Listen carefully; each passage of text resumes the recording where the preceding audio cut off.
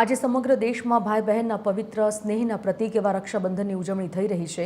મહત્વપૂર્ણ છે, રક્ષાબંધનને નાળિયેરી પૂર્ણિમા તરીકે પણ ઓળખવામાં આવે છે। સંઘ પ્રદેશ દમણમાં નાળિયેરી પૂનમના દિવસે માછીમારો વિધિવત માછીમારીની શરૂઆત કરે છે। માછી સમાજે નાળિયેરી વધેરી દરિયાની પૂજા કરી। આ પ્રસંગે દમણના દરિયા કિનારે પ્રશાસન અને લાયન્સ ક્લબ દ્વારા માછીમારોને પ્રોત્સાહિત કરવા હોડી સ્પર્ધા અને તરણ સ્પર્ધાનું ખાસ આયોજન કરવામાં આવ્યું હતું।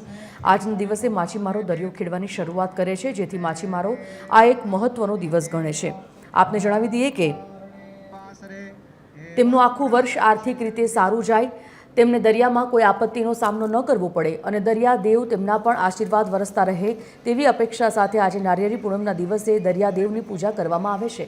સંઘ પ્રદેશ દમણમાં દર વર્ષે નાળિયેરી પૂનમના દિવસે ખાસ કાર્યક્રમ રાખવામાં આવે છે, જેમાં તરણ સ્પર્ધા અને બોટ રેસ જેવી સ્પર્ધાઓ રાખવામાં આવે છે।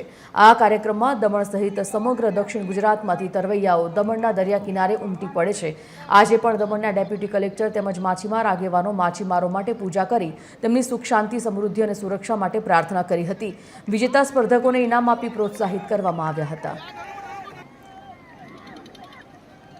विशिष्ट अतिथियों के प्रेजेंस में हम लोगों ने नारियल का समुद्र के अंदर अर्पण करके उसको श्रद्धांजलि दी और सभी के सुख शांति शक्ति समृद्धि की हम लोगों ने कामना करी।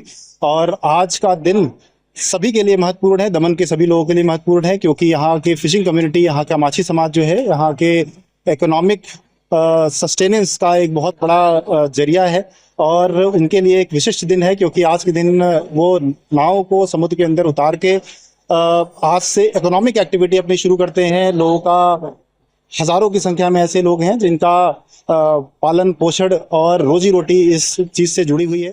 रक्षाबंधन અને જે આજનો જે દિવસ છે એ અમારા માછીમારો માટે એમની દરિયાની પૂજા કરી હવે નવા વર્ષ માટે અમારા માછી લોકો જ્યાં ધંધો કરવા સ્ટાર્ટ કરશે, પૂજાપાઠ કાંઠા પર અમે લોકો નારિયેળનો એ કરી અને નારિયેળની પૂજા કરી અને દરિયામાં અમે ઓઢાવીએ છીએ અને તેની સાથે સાથે અમારા માછીમારોની અમે આપણે આ વર્ષ સારું જાય તેના માટેની અમે પ્રાર્થના કરીએ છીએ।